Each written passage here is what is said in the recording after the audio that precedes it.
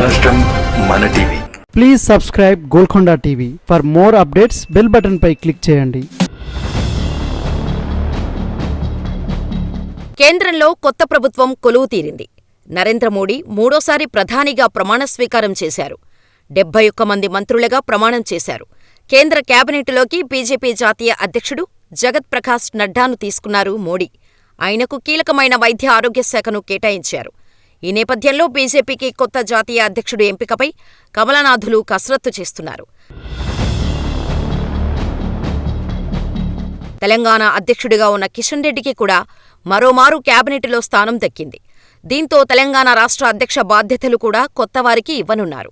BJP జాతీయ అధ్యక్షుడిగా మరో తెలుగు నేత అయ్యే అవకాశాలు కనిపిస్తున్నాయి. గతంలో దళితుడు అయిన బంగారు లక్ష్మణ్ బీజేపీ జాతీయ అధ్యక్షుడిగా పనిచేశారు. తాజాగా మరో లక్ష్మణ్ కూడా అధ్యక్ష రేసులో ముందు ఉన్నారు. ప్రస్తుతం బీజేపీ ఓబీసీ మోర్చా అధ్యక్షుడిగా ఉన్న కె లక్ష్మణ్ను కమలం నేతలు బీజేపీ అధ్యక్ష పదవిలోకి పరిగణలోకి తీసుకుంటున్నారు. జేపీ నడ్డా పదవీకాలం కూడా పూర్తయింది. ఈ నేపథ్యంలో ఆయనను మోడీ కేంద్ర కేబినెట్లోకి తీసుకున్నారు.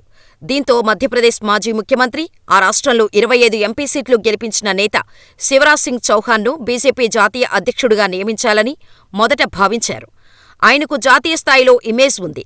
అయితే అనూహ్యంగా మోడీ శివరాజ్ను కూడా కేంద్ర కేబినెట్లోకి తీసుకున్నారు. తర్వాత అధ్యక్ష రేసులో ఒడిశా నేత ధర్మేంద్ర ప్రధాన్ రేసులో ఉంటారని భావించారు. కానీ ఆయనకు కూడా కేంద్ర కేబినెట్లో బెర్తు దక్కింది.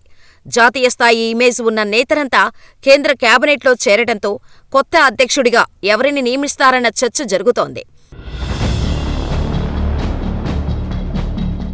ఈ క్రమంలో తెలంగాణ బీజేపీ నేత, రాజ్యసభ సభ్యుడు, బీజేపీ ఓబీసీ మోర్చా జాతీయ అధ్యక్షుడు డాక్టర్ కె లక్ష్మణ్ పేరు తెరపైకి వచ్చింది.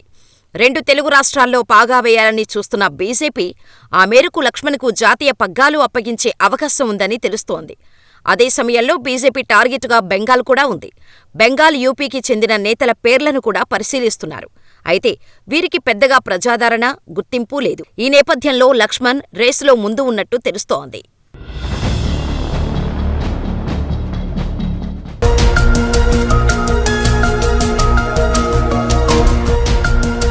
సత్యాలు చెప్పడానికి సాహసం కావాలి. నిజాలు చెప్పే పత్రికలు రావాలి. నిజం మా నైజం. మెట్రో పక్క తెలంగాణ దినపత్రిక.